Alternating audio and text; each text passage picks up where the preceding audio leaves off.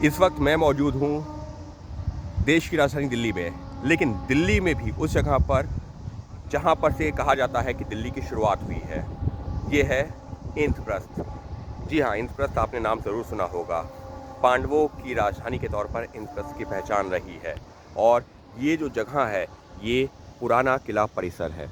पुराना किला परिसर जो कि दिल्ली के सुप्रीम कोर्ट, हाई कोर्ट और इंडिया गेट के पास में बना हुआ है, प्रगति मैदान के पास बना हुआ है। लेकिन पुराना किला परिसर का एक ऐसा इलाका जहां पर अभी खोज जारी है, उस साल की या ये कहें कि उस वक्त की जब यहाँ पर मुमकिन है कि पांडव भी रहा करते हों। देखिए, इससे पहले भी यहाँ पर इस तरीके से खुदाई होती रही है, बाकायदा यहाँ पर खुदाई होती रही है वक्त वक्त पर, और जगह जगह पर इंद्रप्रस्थ नाम का भी जिक्र आता रहा है। कुछ इस तरीके से देखिए, Indraprastha known site of the city of Indraprastha mentioned in the Mahabharata. Mahabharata में जिस इंद्रप्रस्थ का जिक्र है, ये वो जगह है। अब ऐसे में अगर इंद्रप्रस्थ ये वही जगह है, तो फिर तो पांडवों की राजधानी रही है इंद्रप्रस्थ। तो निश्चित तौर पर भले ही अभी जो यहाँ पर एक्सपर्ट्स हैं वो सीधे तौर पर पांडवों की राजधानी के तौर पर तो नहीं इसको, लेकिन एक ऐसी साइट के तौर पर ज़रूर देख रहे हैं जहाँ पर दिल्ली के इतिहास की सबसे पुरानी चीज़ें मिलती रही हैं।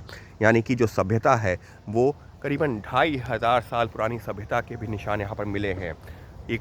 अगर पूरी दिल्ली आसपास के इलाकों की बात की जाए तो सबसे पुरानी दिल्ली के आसपास की ये जगह है जहाँ पर इतनी लगातार सभ्यता के निशान मिलते रहे हैं।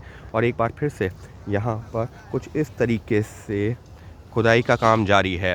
2500 साल पुरानी सभ्यता लगातार मिलती रही है, और अब ये पता लगाने की कोशिश क्या 2500 साल से भी ज़्यादा पुरानी सभ्यता यहाँ पर रही है।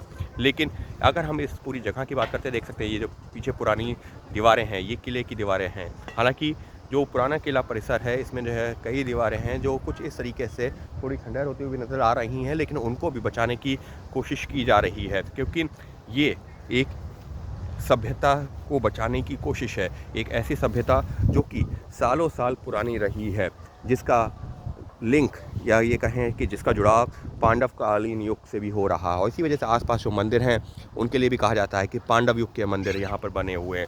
तो निश्चित तौर पर इस तरीके से खुदाई करके ये पता लगाने की कोशिश है कि क्या जिस दौरान पांडव यहाँ पर होते थे तो क्या सभ्यता थी, कैसे वो लोग रहते थे, कैसे खाते पीते थे, किस तरह के बर्तन होते थे, किस तरीके का माहौल होता था, किस तरीके का निर्माण होता था। और इसी वजह से वर्क इन प्रोग्रेस जारी है, यानी कि ये पता लगाने की कोशिश है कि पांडवकालीन सभ्यता में क्या कुछ होता था।